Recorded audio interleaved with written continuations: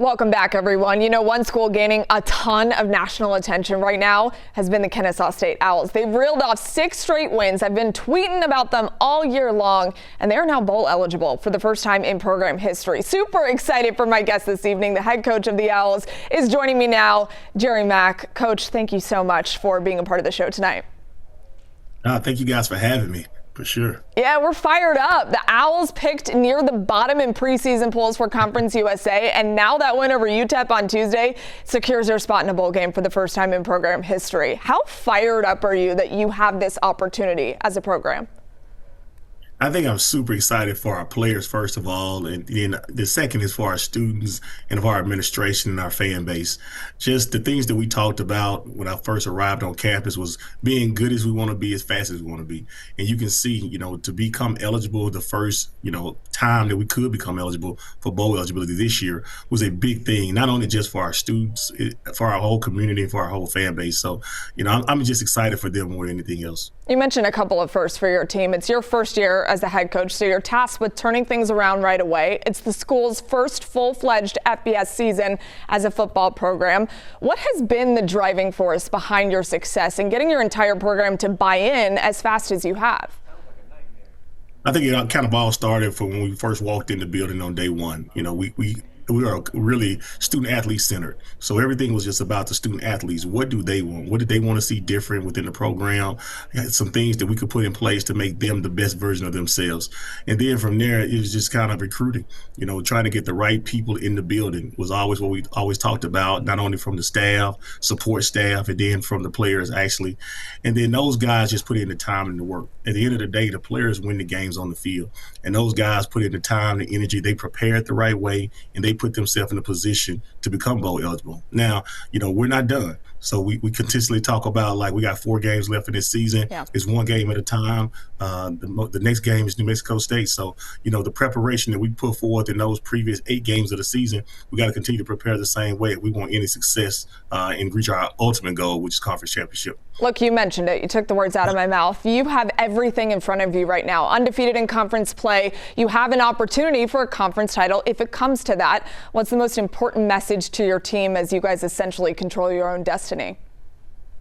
Yeah, one day at a time. Tomorrow's Monday, and we're going to try to be the best version of ourselves on Monday. We got to get ready to beat this team upcoming on Saturday, tomorrow. And it all starts with the way we prepare and the way we go about our business. We don't worry about the next week, because the next week will take care of itself if we do what we're supposed to do this week. But there's definitely, I'm sure, some kind of conversation in that locker room. You guys have goals. You want a conference title, right? Yeah, we all got goals. The baseline goal was obviously to get bowl eligible. So that's the key. Now, in order to reach those other goals that we talked about, we can't look too far down the road. We can't look too far down the calendar. So, like, this team that presents itself this week, they're just as dangerous as the previous team from the last week. So, like, when you start looking too far ahead, that's when you can get ahead of yourself and you can overlook. That's the term, the trap game, that people like to always use. So we want to make sure we avoid those kind of things so we don't overlook any opponent. Yeah, it's important to have goals, but also keep your feet where they are at the same time. Coach Dexter Williams, going back to Tuesday, he got the start, and then Amari Odom came in the second half. You've been running with two different quarterbacks, at least at this point in the season. What do each of them bring to the table? Because they both have different strengths. Yeah, Amari is definitely dynamic with the ball in his hand. And as a runner and as a passer, he tends to try to create. He does do a great job of creating plays off schedule a lot of times. Dexter is a little bit more of your traditional passer, highly accurate, doing some really good things, as far as throwing the ball vertical down the field. So both of those guys add a different dimension to our game. A lot of times, it just kind of depends on who's the healthiest a lot of the times, who's got the hot hand at times as well. So we knew going into the season, we was going to need both of those guys to help us win games. And that's what has happened so far. When one is having an off night or when one is not as healthy as he should be, the other can come in and then take up the slack. That's a luxury in college football these days. How much does that help you guys as a program, and especially on offense?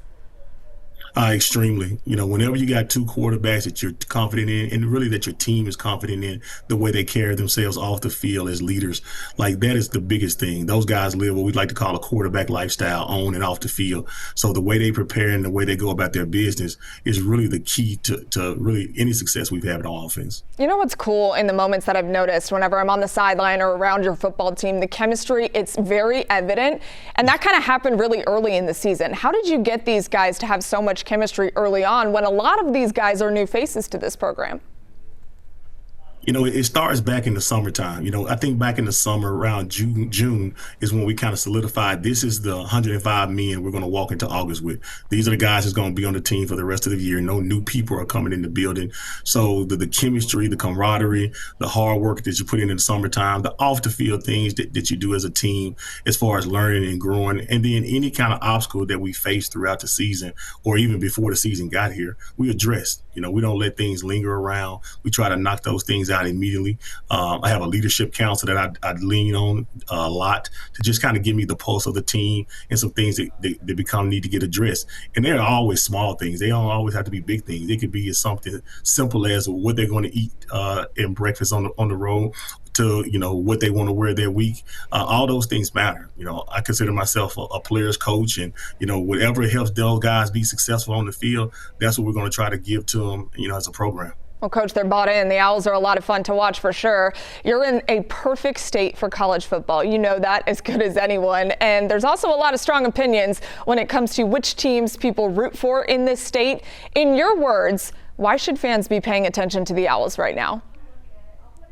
Well, first time to get an opportunity to go to a bowl game, a very young program. We're only 10 years old as a program, and I think the future is extremely bright. We talk about having a long runway right now. A lot of teams across the country, not only just in the state of Georgia, been playing football for a very long time. You get a chance to actually make history here. You get a chance to be on the cutting edge and at the beginning of something really special going into Conference USA for the second year in a row. So, just an opportunity to be on the cutting edge and to be on the forefront of something that is a very exciting brand of football, and in our fan base, we just want you to come out and support us. And they do that. Fifth Third Bank Stadium has been rocking so far this season. Coach, thanks so much for the time. Appreciate it. We are watching what you guys do the rest of the way. Appreciate you guys. Thanks so much. All right, we'll be right back.